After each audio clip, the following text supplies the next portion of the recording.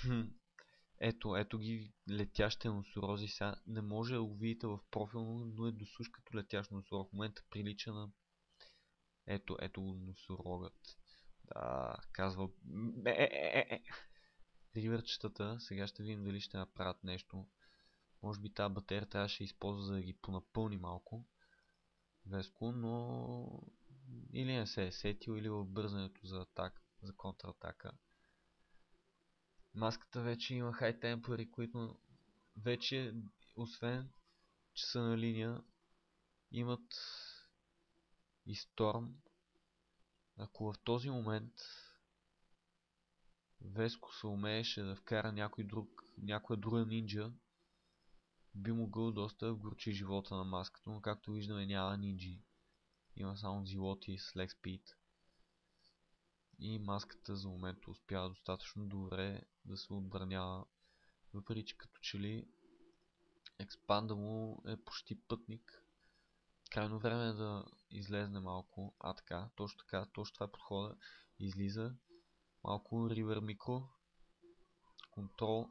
Ето тези 4 зилота не трябва да оцеляват. Не трябва да оцеляват. Тоест кара нещо се залута. Виждаме какъв сносен демидж понесоха зилотите от този скарб, но това не означава, че експанда на маската загина, защото определено това беше целта на Веско. Но Лулу не му даде тази възможност.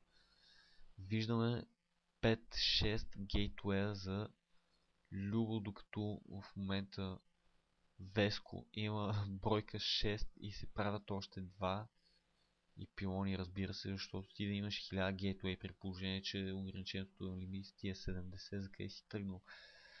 Така виждаме тук под драгоните техните полови органи, които не знам защо някой ги е пуснал по компютърни игри, но това определено е спорно. Защо са ги пуснали тези порнографии в компютърните игри? А това по дяволите е и компютърна игра от 2000, от 98 година.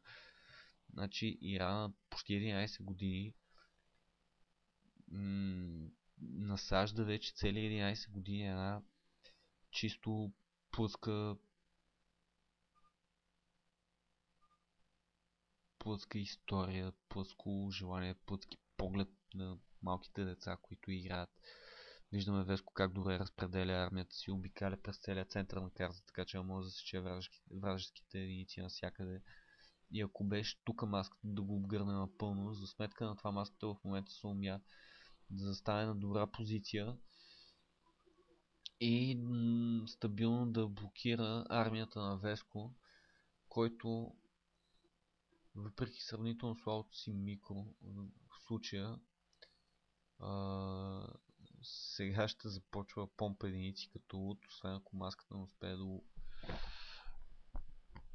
да му нанесе големи щети.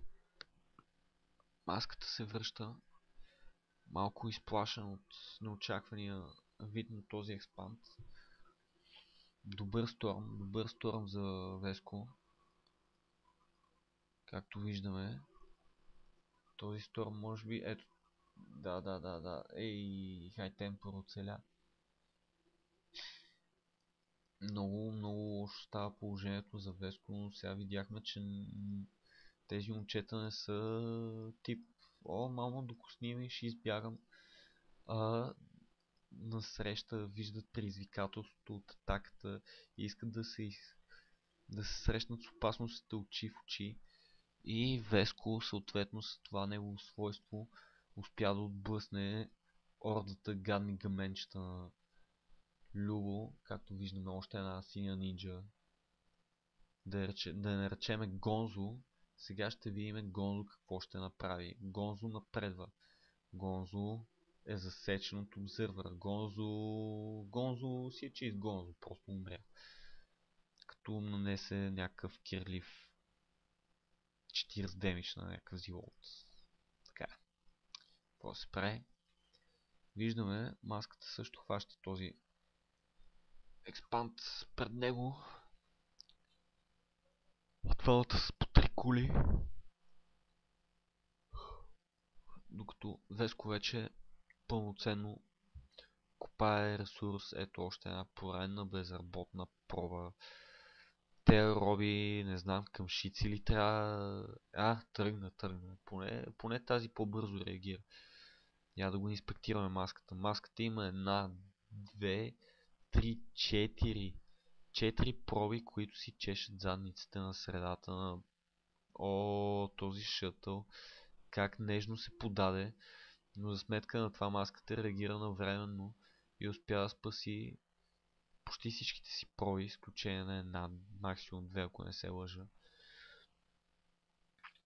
Силен ход на Веско, въпреки че е сравнително неуспешен, но подходящ. Виждаме как маската също е подготвил своя шътъл и се е наточил.